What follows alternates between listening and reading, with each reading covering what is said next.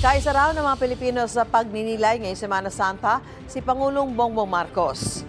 Naway maging inspirasyon daw si Jesucristo sa pagharap sa mga pagsubok ng may pagpapakumbaba, tiyaga at pag-asa. Sa bawat pagtulong at pakikiramay sa kapwa, pinananatili raw na buhay ang diwa ng mensahe ni Jesucristo. Ngayong Semana Santa, mapatibay raw sana ang kagustuhan nating maging isang bansa na ginagabayan ng pananampalataya, nagkakaisa sa adhikain at may malasakit.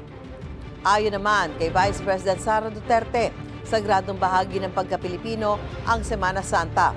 Ang sakripisyo ng Panginoon, nagpapaalaan niya sa atin na ang tunay na kahulugan ng buhay ay matatagpuan sa paglilingkod sa kapwa. Sa kanyang mensahe, kinikilala ng Vice Presidente ang sakripisyo ng mga Pilipino, lalo na raw ang mga OFW na naiipit ngayon sa gulo sa Middle East.